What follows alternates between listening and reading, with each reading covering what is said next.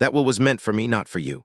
My uncle yelled in the living room, but I had the original will, the revised copy, and my grandfather's voice memo, so I answered, "Then let's play the recording he made last night." The weird part was that I was not even surprised when he finally raised his voice. I was tired, but not surprised. That was probably the most depressing thing about the whole mess. My grandfather had only been gone for 9 days. The house still smelled like old coffee, lemon cleaner, and the flowers people kept dropping off and forgetting to take back home. The living room was full of folded chairs, casserole dishes, funeral programs, and relatives who kept pretending they were there to help when really they were waiting to see what got claimed. My Uncle Ron had been orbiting the house like he owned it since the morning after the funeral. He had already moved a cooler onto the porch. He had already started opening cabinets. He had already said things like he was just making sure nothing disappeared before probate. He said it so often that by the 3rd day I started to wonder whether he was trying to convince us or himself. My grandfather had lived in that house for 41 years. He had paid the mortgage off after my grandmother died. He had fixed the roof twice with his own hands. He had planted the maple tree in the front yard with my dad before my dad left town and basically disappeared from our lives. That house was the one stable thing in my family, which made it even uglier that everyone suddenly had an opinion about who deserved it. I was the one who had been helping him for the last 3 years, not in some heroic way, just the ordinary stuff nobody thinks about until it starts stacking up. Doctor appointments, groceries, lawn mowing, medication refills, sorting mail, changing light bulbs, driving him to the bank when his knees were too bad for the bus, staying late when he had bad nights and needed someone to sit in the kitchen while he pretended he was not scared. I never asked for anything. Neither did he. That mattered to him. He said it mattered to me too. Ron, on the other hand, had a history of showing up right when there was something to be managed. He would disappear for months, then appear with a sad face and a helpful voice whenever there was money involved. He had done it with my grandmother's rings. He had done it when my dad died and there was talk of the insurance payout. He had done it when my grandfather had his first stroke and Ron suddenly became the loudest person in the room. I should have watched him more closely back then. I did not. That was my first mistake. My second mistake was assuming grief would make him less obvious. It did the opposite. After the funeral, he started talking like he was the only adult in the house. He said he had handled a lot of the estate paperwork, even though what he really meant was he had found the file folder and moved it to the kitchen table. He said he had already contacted the insurance company, even though I had done that. He said he was making sure the will was read properly, even though probate had not even started. I thought he was just being insufferable in the way some relatives become insufferable when they smell money. Then he brought out the revised copy. That was the moment I knew I was in a real problem. He waited until the living room was packed. My Aunt Denise was on the couch with her hands folded too tightly. My cousin Brian sat near the window, pretending to scroll his phone while listening to every word. 2 of my grandfather's old friends were there. 1 neighbor. My mother had not come, which was its own kind of statement, because she and my grandfather had never fully repaired things after her divorce from my dad. Ron stood in the center of the room with a manila envelope and the expression of a person who had rehearsed a speech in the mirror. He said my grandfather had updated his will. He said the updated version reflected real life. He said it was time to stop pretending I had some special claim just because I had been around more. I remember the way that sentence landed. It was almost funny how carefully he tried to make it sound reasonable. He did not say I was stealing anything. He did not say I was lying. He just made it sound like my presence was a kind of unfair advantage, like caring for someone was the same thing as manipulating them. He laid the revised copy on the coffee table and tapped it with 1 finger. He said the house now belonged to him. He said the savings accounts were to be split differently. He said my grandfather had finally recognized who had really stepped up. Nobody in the room spoke. Not because they agreed, because everyone was doing the same quick math in their heads. Who could challenge him? What did he have? How bad would this get? I looked at the paper and immediately noticed 2 things. The first was that the font did not match the original documents I had already seen. The second was that the signature line looked wrong. My grandfather's name had always had a slight lean to the right. This one looked like someone had copied it from memory after seeing it once on a greeting card. I did not say anything yet. I had learned over the years that if you rush people when they think they are winning, they get sloppy, so I asked where it came from. Ron said my grandfather had signed it. He said it had been witnessed. He said I needed to stop acting like everything belonged to me just because I had a binder full of papers. That last part was close enough to the truth that a couple people shifted in their seats. I had a binder, yes. Actually, I had 2. One was at my apartment. One was in my truck. I had copies of almost everything because my grandfather got nervous whenever paperwork was only in one place. He used to tell me that families fell apart over two things more than anything else. One was money. The other was whatever story people invented about money afterward. I had taken him seriously. That was the only reason I was not blindsided when Ron started waving around his so-called revised will. The thing nobody in the room knew yet was that I had already talked to the probate attorney twice. I had also already gotten the bank records.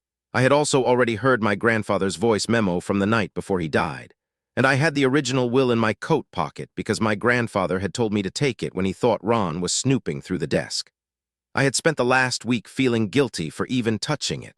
Now I was very glad I had. The story really started 3 months earlier, even though I did not understand that until much later. My grandfather had been doing better after a winter fall, and for a while I thought the worst of the medical stuff was behind us.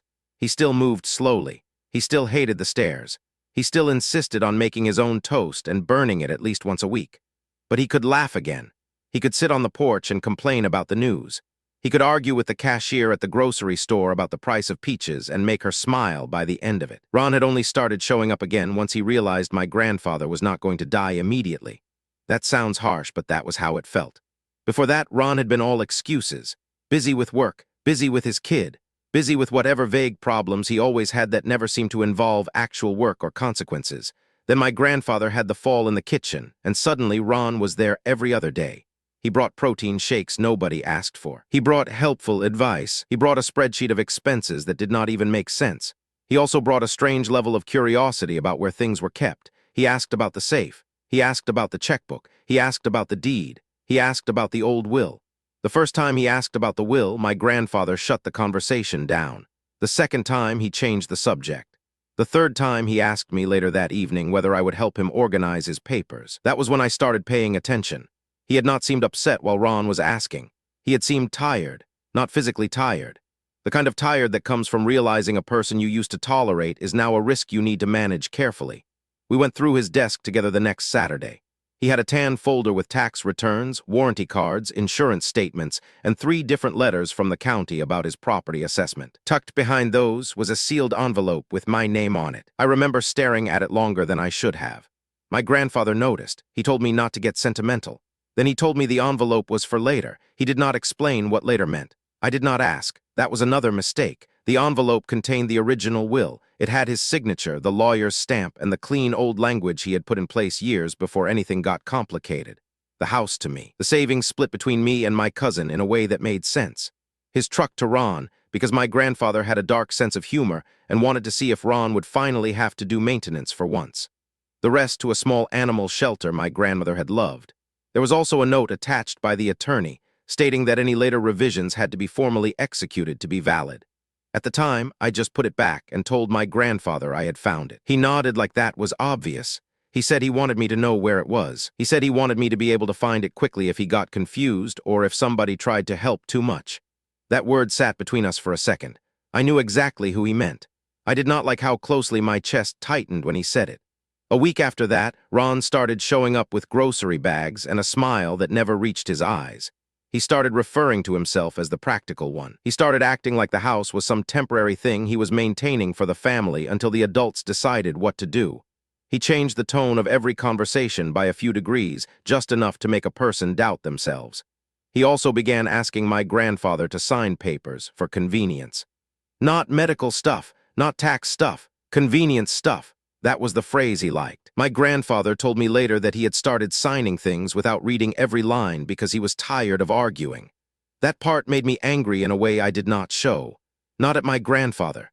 At Ron. There is something awful about realizing someone you love was worn down slowly enough that they stopped fighting just to keep the peace.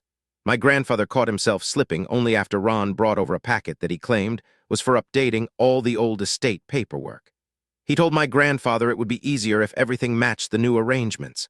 I was in the kitchen making coffee when I heard my grandfather ask whether the lawyer had sent it. Ron said yes. That was not true. I know that because I called the lawyer the next day. The attorney had not sent anything. He had not even been contacted. He also had no idea who Ron was until I gave him the name. That was the first time I understood this could become a legal mess and not just a family one.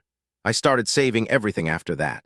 Texts, emails, photos of documents, bank alerts, copies of utility bills showing who had been paying what, a folder of receipts from the pharmacy because Ron had started insisting he should get reimbursed for driving my grandfather places when he had not driven him anywhere. I was not trying to build some dramatic case. I was trying not to be gaslit. There is a difference. The bank records were the most unsettling part. I only got them because my grandfather asked me to come with him to the branch after one of Ron's helpful visits. He said there had been a strange draft on his account. He said he wanted to check. When we sat down with the banker, we found out someone had attempted to change the mailing address on one of the statements. Not enough to close anything, just enough to redirect paper notices. The banker said it had been flagged because the account holder had insisted on in-person verification for any changes. My grandfather looked right at me after that, not at the banker, and I saw the quiet fear in his face. He had always been sharp about money. He understood exactly what that meant. He did not yell, he just asked for a printout of recent activity. That printout showed several withdrawals that he had not made. Nothing huge, that was almost worse. A few hundred here, a few hundred there. The kind of amounts that look like care expenses if nobody checks carefully. Groceries, gas, pharmacy, one for a home improvement store, one for a furniture place. Ron had not bought a single thing for the house that I could identify. I brought the statements to the attorney after that. He looked tired in the way people do when they have seen too many families turn predatory the second a body goes cold. He told me to keep every document. He told me to stop discussing the estate with Ron, except in writing if possible. He told me not to sign anything I did not fully understand. He also told me that if someone had started moving money around before my grandfather died, the probate court would care very much. I left that office feeling like the floor had shifted under me, not because I thought Ron was going to win, because I realized how long he had probably been trying. The voice memo happened the night before my grandfather died. He had been unusually quiet all day. He seemed a little off after dinner, and I almost called urgent care when he said he was just tired. Ron had been there earlier that afternoon, too. That probably mattered more than I understood then. He had come by with paperwork again. He had stayed inside too long. He had left in a hurry. My grandfather asked me to sit at the kitchen table after he had gone. He said he wanted to record something. I thought he meant for the lawyer. Instead, he picked up his old phone and asked me to make sure the audio was saved. He did not want a written note that could be argued over. He wanted his own voice. He wanted it on record. He sounded exhausted but very clear. He said he had reviewed the original will again that morning. He said he had not changed his mind. He said the revised copy Ron kept bringing up was only a draft and had never been meant as the final version. He said Ron had pressured him to sign things he did not fully understand. He said he had not liked the tone of those conversations. He said he had not liked that Ron kept talking as if the house was already his. He said the original will remain the valid one.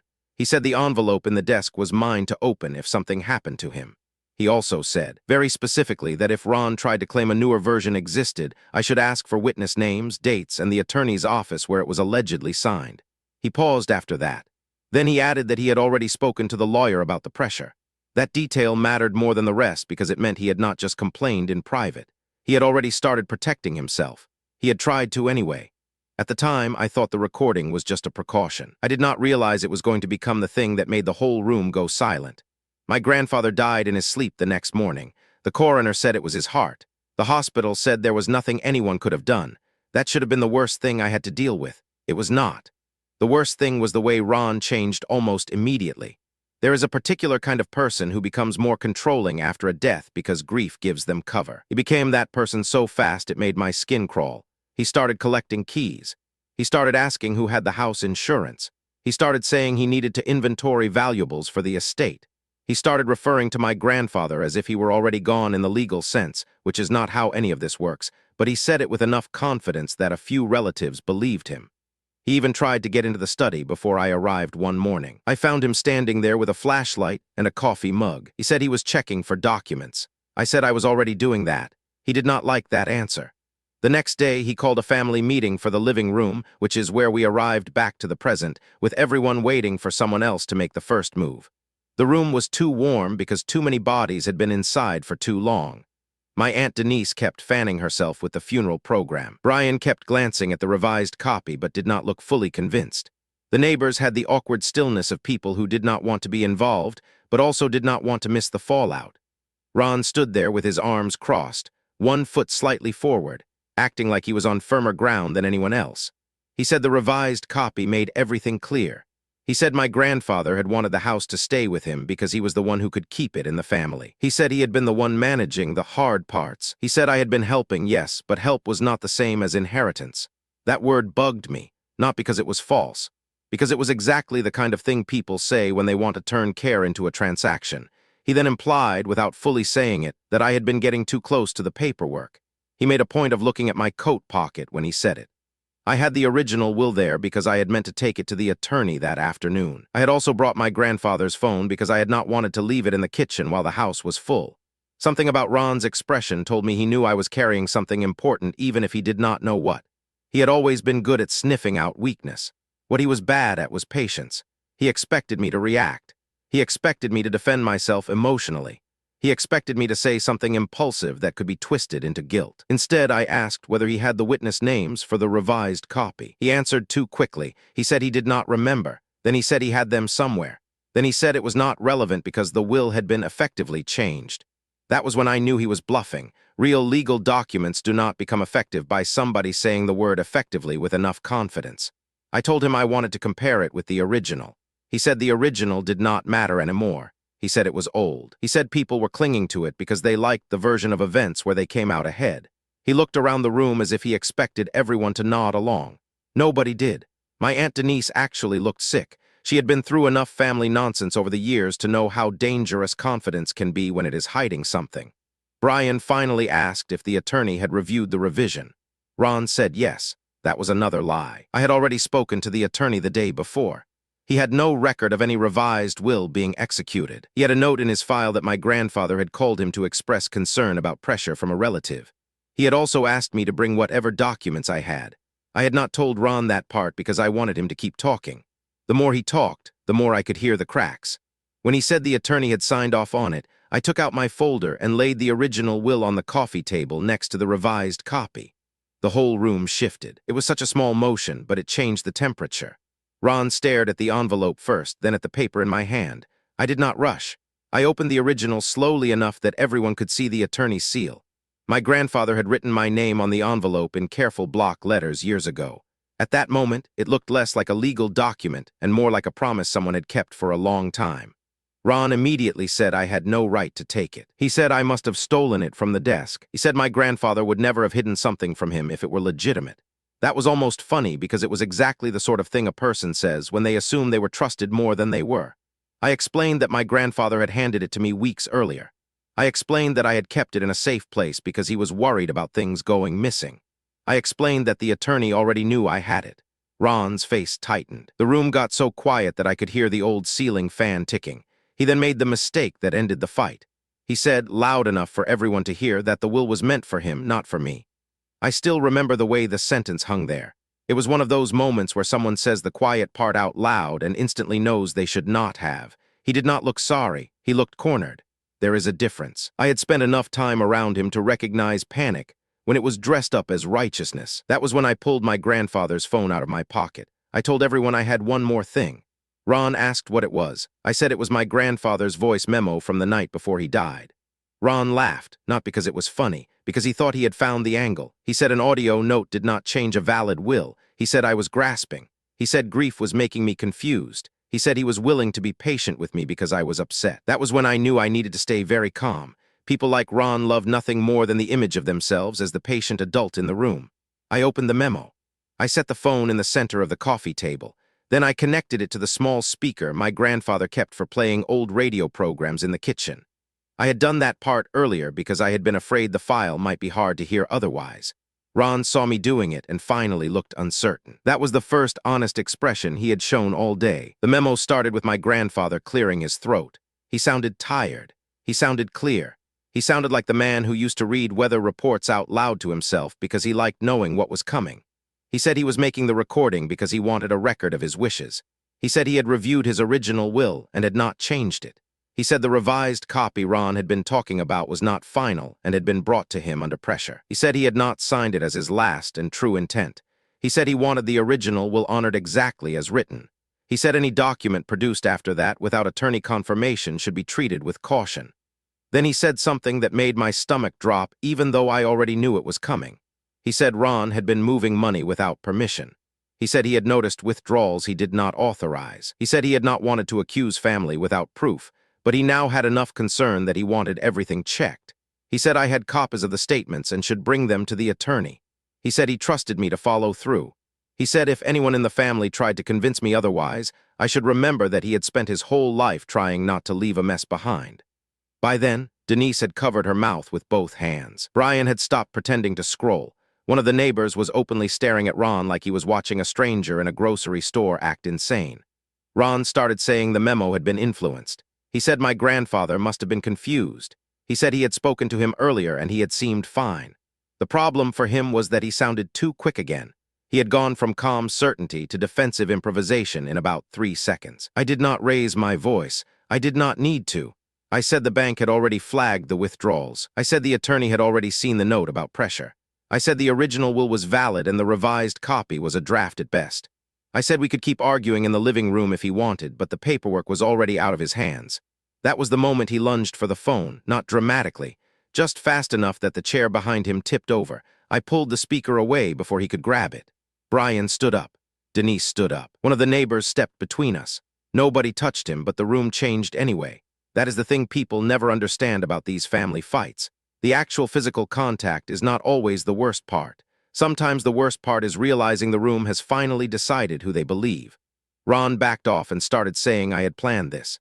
He said I had been manipulating my grandfather. He said I had probably forced him into making the memo. He said the original will was a fake. He said a lot of things that all sounded better in his head than out loud. I just let him talk. The attorney had told me once that a person lying under pressure often starts arguing with details no one else has mentioned. Ron did exactly that. He went after the apartment where I kept my copies. He went after the timing of the bank visit. He went after the signature on the envelope. He went after my grandmother's shelter donation like it was somehow suspicious that my grandfather had loved animals more than him. The more he talked, the more he exposed. When he finally ran out of breath, I told him the next step was simple. We were calling the attorney. We were pulling the account records. We were filing the original will. We were letting the probate process do what it was supposed to do. He told me I was threatening him. I told him he had already done enough threatening for one lifetime. The attorney was not able to come in person that night, but he answered my call. I put him on speaker. That was even worse for Ron because there is nothing quite as humiliating as hearing a professional voice confirm that your bluff was built out of warm air. The attorney asked for the original document number. He asked for the witness names on the revised copy. He asked whether anyone could produce a formal codicil. Ron could not answer any of it without sounding ridiculous. The attorney then said he had already received a concerning message from my grandfather about undue influence, and that the original estate plan remained on file. He said any draft copy not executed properly had no standing. He also said the bank statements suggested possible unauthorized withdrawals, and that those should be preserved for review. Ron's face went pale in a way I had never seen before, not because he was innocent and scared, because he had run out of theater. Once the room understood he could not bully his way through the facts, he tried a different tactic. He said he had been paying expenses for my grandfather. He said he deserved reimbursement. He said I was turning a family matter into an attack. That at least was a more believable lie because it contained a grain of truth. He had paid for some things. He had also taken more than he spent. The attorney did not argue. He simply asked for receipts. Ron had none, not organized ones anyway. The few he had were for a lawn company, a hardware store, and 2 grocery trips that did not match the amounts withdrawn. That was the end of his story. Not immediately. He still tried to push for another round of arguing. He still tried to frame himself as the sacrificial son who had done all the work. He still tried to make Denise feel guilty for not defending him faster. But the air was gone. People had seen enough. By the time the conversation ended, he was no longer the loudest person in the room. He was just the one who had been caught. The police did not show up that night. That would have made the story cleaner than real life usually is. What happened instead was slower and more tedious, which was exactly what made it believable. The attorney asked me to come in the next morning with every document I had. I spent the rest of the night sorting papers on my kitchen table. Bank statements, utility bills, the original will, the revised copy, the recording file, photos of the desk drawer where the envelope had been kept, a receipt for the new lock my grandfather had asked me to buy after Ron had started snooping around. I barely slept, not because I was scared of losing, because I had the strange, exhausted feeling that I was finally watching a long suspicion become a real case. The next morning, the attorney reviewed everything and confirmed what the memo had already suggested. The revised copy had no valid witness process. The signatures were inconsistent. The date line did not match the office record of the notary Ron claimed had handled it. The bank had already placed a review on the recent withdrawals because the pattern fit possible elder financial exploitation. He told me very carefully that I needed to keep my tone calm if Ron came back to the house. He said people who think they are about to be exposed often become impulsive. That advice turned out to be very useful. Ron came back around noon. He was calmer than the night before, but only on the surface. He had obviously spent the morning talking to somebody who had told him he was in trouble. He looked like a man who had not slept and had just decided that confidence was still his best costume. He asked to speak privately. I said no. He said he wanted to smooth things over. I said the attorney had already reviewed the documents. He said he was still family. I said so was my grandfather. That was the only thing I said that I think genuinely hurt him. Not because it was clever, because it made him hear the whole story at once. He had not just tried to take money. He had tried to rewrite a dead man's last say. He went silent for a second, then asked whether I really believed my grandfather had left him nothing after all he had done. I told him what I believed was that my grandfather had written down his wishes clearly, and he had spent the last weeks of his life trying to keep those wishes from being twisted. Ron's jaw tightened. He asked who had given me the bank records. I told him the bank had. He asked who had told me to record the memo. I told him my grandfather had. He asked whether I had the original will the whole time. I said yes. That admission seemed to bother him more than anything else. I think he had built a story in his head where I had somehow been careless enough to leave him room to maneuver. The reality was that I had been careful because my grandfather had taught me to be careful. Ron had no answer for that.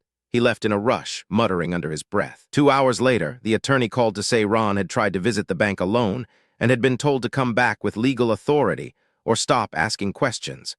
That was when the full weight of the situation started moving. The bank froze the suspicious transfers pending investigation. The attorney filed the original will with the probate court. A petition went in asking the court to treat the revised copy as contested and unsupported. Because there was already evidence of pressure and possible tampering, the court clerk flagged it for review. That did not mean everything got solved instantly. It meant Ron could no longer pretend the papers were on his side. He still had his pride, which was now about all he had left. He started calling relatives separately. He told different versions of the story to different people. To one cousin, he said I had hidden documents from him. To another, he said my grandfather had forgotten what he signed. To my mother, he said I had always been the favorite and could not handle not inheriting everything. My mother called me afterward and sounded angry in that old familiar way she always did when family drama became too public. But even she could not ignore the recording once I sent it to her. She went quiet after listening. Then she said she wished she had been there sooner. That was as close to an apology as she usually got. Denise was the first person to come over after the memorial stuff settled down. She brought coffee and sat at my kitchen table in the exact same chair my grandfather used to sit in when he was alive. She told me she had suspected Ron was up to something when he started asking about the house. She told me she had been afraid of starting a fight without proof. That line bothered me because it was exactly what Ron counted on. People stay quiet when they think they do not have enough. Predators love that silence. She asked me whether I thought Ron had forged anything himself. I told her I did not know. That was the honest answer. I knew he had pressured my grandfather. I knew he had moved money. I knew he had lied about legal review. I knew the copy he showed us was invalid. I did not know whether he had printed it himself, brought it to someone else, or had some notary friend do him a favor they would later regret. That uncertainty made the whole thing feel more real, not less. A few days later, the attorney confirmed that the notary on the revised copy had never signed for that date. That was the part that finally made Ron's position collapse. The notary had a logbook. The date was missing. The office record showed no appointment from my grandfather. The signature block on the copy was a bad match for the usual stamp format. The attorney said he could not prove every element of fraud yet, but he could prove the document was not valid. That was enough. The estate moved forward under the original will. The house remained mine. Savings were distributed according to the original plan. The charity donation stayed in place. The truck went to Ron, which felt poetic until I learned it needed a transmission, and he had to spend money on it just to make it drivable. The accountant handling the estate found 2 more withdrawals that had not been accounted for. Ron's name was tied to the transfer attempts through a shared login on one of my grandfather's old accounts. That led to another round of calls, then a letter, then a meeting, then an insurance claim review because one of the stolen funds had apparently been moved through a card account connected to the house repairs. It was not some dramatic courtroom scene. It was paperwork, callbacks, and people asking for dates. That was enough. Ron hated every minute of it. I hated it too, but for different reasons. He wanted chaos because chaos is where guilty people hide. I wanted everything slow and documented because that is where the truth survives. The practical fallout was ugly. The family group chat became unusable for a while. People took sides without saying they were taking sides. Brian apologized to me in a stiff, embarrassed way because he had almost believed Ron and was now ashamed of it. One of the old neighbors sent a message saying my grandfather had trusted me for a reason. My boss let me take a few days off when I looked like I had not slept in a week. I used those days to keep the house in order. I changed the locks. I cataloged the paperwork. I walked room to room and checked what had been left where. The odd thing was that doing the boring work made me feel better than any emotional conversation had. I think that is part of why my grandfather and I got along. We both believed that most real problems do not disappear when you yell at them. They disappear when you make them harder to lie about. About 2 weeks later, the attorney called me and said Ron had tried to submit a handwritten statement claiming my grandfather had verbally promised him the house. That claim went nowhere because it contradicted the documents, contradicted the bank logs, and contradicted the audio memo. He also tried to say the memo had been recorded under stress, as if my grandfather's tired voice somehow made his words less clear. The attorney asked whether I wanted to pursue the financial theft angle further. I said I wanted the money back and the records preserved. He said that was reasonable. I did not want Ron ruined forever. I wanted him stopped. There is a difference between justice and revenge, and I was too tired for the second one. Eventually, Ron agreed to return what could be traced directly to unauthorized withdrawals. Not because he suddenly grew a conscience. Because the bank froze the account and the attorney made it clear that if he kept fighting, things could get worse for him. He did not apologize in any meaningful way. He sent a text through his wife saying he had been under stress and had made mistakes. That was the closest he came. It was not enough for me, but it was enough for the records. People kept asking me whether I felt victorious. Honestly, no, not right away. Mostly I felt drained. The victory came later, when the house finally settled into a normal rhythm again, and I realized I did not have to keep my guard up every 10 minutes. I could leave a folder on the table without worrying Ron would rummage through it. I could check the mailbox without wondering whether something had been redirected. I could sleep through the night without waking up to the sound of somebody moving around in the hall. That was the stronger position I ended up in. Not because I beat him in a dramatic argument, because I stayed calm long enough for the facts to do the work. 3 months after everything blew up, probate was still ongoing, but the hard part was already over. The original will controlled the estate. The revised copy was tossed out. The recording was entered as supporting evidence. The bank returned part of the money after its review. The attorney said the rest could still be pursued if necessary. I had no interest in dragging it out longer than required. My grandfather had never liked waste. That included emotional waste. I spent the winter cleaning the house one room at a time, the kitchen first, then the hallway closet, then the study where the old desk had that hidden drawer. I found more little things there than I expected. Receipts, an old flashlight, a postcard from my grandmother's sister, a dry ink note about the furnace filter, a list my grandfather had made of everyone's favorite pie so he could keep track of what to buy for holidays. That list hit me harder than any of the legal stuff. It reminded me that he had been a man who paid attention. He had known who people were. He had also known who they pretended to be. That was probably why he had made the recording. He had seen Ron clearly. He just had not wanted the family chaos that would come from saying it too early. I understood that better after the dust settled. I also understood my own part in it better. I had ignored warning signs because I did not want to accuse family without proof. That was decent, but it was not enough. The people who take advantage of families count on decency being slow. I had also underestimated how much damage could happen in small increments. 10 suspicious questions, a few redirected bills, a couple of withdrawn amounts, one pressure-filled visit, one revised copy, one voice memo made by a tired old man who had finally decided he was done letting other people tell his story. That was all it took for the whole thing to almost go wrong. Almost, not quite. There was one final ugly exchange about a month later when Ron came back for a box of his own things that had been in the garage since before the funeral. He kept to the driveway this time. He looked smaller than I remembered. Not innocent, just smaller. He asked whether we were done. I told him I was done talking about the estate unless a lawyer was involved. He stood there for a long second and then said he never meant for it to get that bad. I believed him in the narrowest possible sense. I believe he meant for it to go his way and did not care how messy it became. That is not the same as remorse. He left with the box and never tried the house again. I thought that would feel more satisfying than it did. Mostly it just felt final. The last thing I did was take my grandfather's voice memo, back it up in 3 different places, and send a copy to the attorney for the file. Then I sat in the living room alone for a while. The same living room where Ron had tried to strong-arm everyone. The same room where the recording had changed the whole atmosphere in under 2 minutes. The same room where my grandfather's words had outlasted my uncle's performance. I remember looking at the old couch and thinking about how many ordinary evenings had happened there. Bills opened at the coffee table, football on too loud, my grandfather complaining about socks being left on the floor, me helping him sort receipts. None of it looked dramatic while it was happening. That is the part people miss. Most real betrayals do not arrive with thunder. They arrive as small practical inconveniences that only make sense later. By then, the damage has already started. I was lucky in one important way. My grandfather had been smart enough to leave a trail. I was lucky in another way, too. I had listened to him when he told me to keep records. A lot of people think calm means passive. It does not. Calm can just mean you are too focused to be baited into making a stupid mistake.